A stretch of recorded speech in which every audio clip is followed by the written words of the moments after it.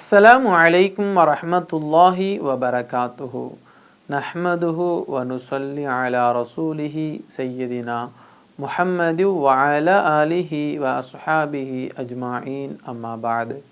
அன்பு நிறைந்த GeM TV நேயர் பெருமக்களே, உங்கள் மீதும் உலக மக்களாகிய நம் யாவர் மீதும் எல்லாம் வல்ல இறைவனின் அன்பும் அருளும் உண்டாகட்டுமாகுக. இஸ்லாமிய நற்போதனைகளில் இன்றைய தினம் நாம் பார்க்கவிருப்பது கஷ்டத்தை தேடிக்கொள்ளாதே.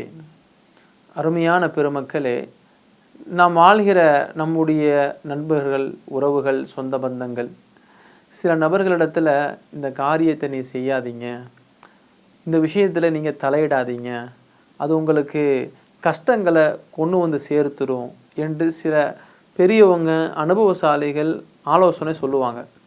ஆனால் சில பேர் என்ன செய்வாங்க தெரியுமா? நீ என்ன சொல்கிறது, நான் என்ன கேட்குறது, எனக்கு எது பிடிக்குதோ அதைத்தானே நான் செய்வேன் அப்படின்னு சொல்லி தேவையில்லாத கஷ்டங்களில் தன்னை ஈடுபடுத்தி மிகுந்த மன வருத்தத்திற்கு ஆளாகுவார். அப்போ சொல்லுவாங்க, நீங்கள் அன்றைக்கே சொன்னீங்க, உங்கள் பேச்சை கேட்கலை, தெரியாமல் அந்த வேலையை பார்த்துட்டேன், இன்றைக்கி மிகுந்த சிரமத்திற்கு ஆளாகி நான் கஷ்டப்பட்டுருக்கிறேன்னு சொல்லக்கூடிய வார்த்தைகளை நம்முடைய இந்த உலக வாழ்க்கையில் நம்முடைய உறவுகள் சொல்லுகிற நிலைகளை பார்க்கிறோம். அருமையான பெருமக்களே, நபிகள் நாயகம் ஸல்லல்லாஹு அலைஹி வஸல்லம் அன்னவர்களும் அதைத்தான் நமக்கு அறிவுறுத்துகிறார்கள். எந்த ஒரு சூழ்நிலையிலையும் நீங்கள் கஷ்டத்தை தேடிக்கொண்டு உங்களை நீங்களே வருத்தப்படுகிற அளவிற்கு உண்டாக்கி கொள்ளாதீர்கள். இறைவன் திருக்குர்ஆன் ஷரீஃபிலே ஹஜ் சம்பந்தமான ஆயத்தை இறக்குகிற பொழுது, வலில்லாஹி அலன்னாசி ஹிஜ்ஜுல் பைத்தி மனிஸ்ததா இலைஹி சபீலா என்று சொல்லப்படுகிற அந்த வசனம் இறக்கப்பட்ட சமயத்தில் சில சஹாபாக்கள் நபிகள் நாயகம் ஸல்லல்லாஹு அலைஹி வஸல்லம் அன்னவர்களிடத்தில் கேள்வி கேட்குறாங்க. நபி அவர்கள், அல்லாஹ் ஹஜ்ஜை நமக்கு கடமையாக ஆக்கியிருக்கிறான், ஹஜ்ஜி செய்ய தகுதியானவர்கள், அதற்கு தயாராகி கொள்ளுங்கள் என்று சஹாபா பெருமக்களுக்கு மத்தியில் உபதேசம் செய்கிறார்கள்.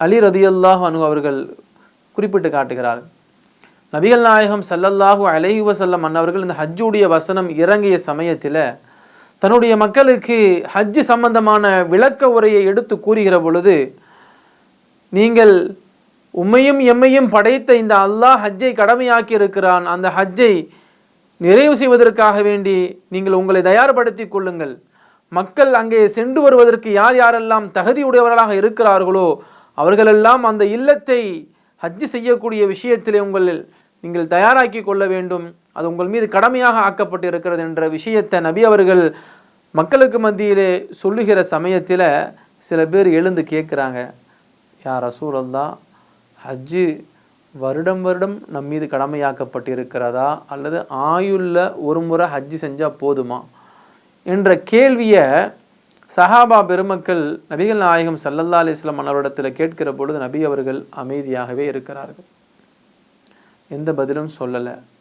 இரண்டாவது முறையாக நபிகள் நாயகம் ஸல்லல்லாஹு அலைஹி வஸல்லம் அவர்களிடத்தில் தோழர்கள் கேட்கிறார்கள், நபி அவர்கள் எந்த பதிலும் சொல்லவில்லை. 3 முறை அப்படி தொடர்ந்து, நபிகள் நாயகமே, உங்களிடத்தில் கேள்வி கேட்கிறோம், ஹஜ்ஜு சம்பந்தமான விளக்கம் எங்களுக்கு கூறினீங்களே, இது வருஷம் நாங்கள் ஹஜ்ஜு செய்யணுமா இல்லை ஒரு தடவை ஹஜ்ஜை நாங்கள் நிறைவேற்றினால் போதுமா என்று உங்களிடத்தில் கேட்கிறோம், நீங்கள் எனக்கு எந்த விதமான பதிலும் சொல்லலையே என்று நபிகள் நாயகம் ஸல்லல்லாஹு அலைஹி வஸல்லம் அன்னவர்களிடத்தில் சஹாபா பெருமக்கள் எல்லாம் சில நபர்கள் வந்துட்டு என்ன செய்கிறாங்க, மறுபடியும் அழுத்தி கேள்வி கேட்ட பொழுது நபிகள் நாயகம் ஸல்லல்லாஹு அலைஹி வஸல்லம் அவர்கள், வலவ் குல்து நஅம் லவஜபத், நான் ஆம் என்று கூறிவிட்டேன் என்று சொன்னால் அது உங்கள் மீது வருடம் வருடம் கடமையாகிவிடும், ஆகையினால்தான் நான் அப்படி சொல்லாமல் அமைதியாகவே இருக்கிறேன்.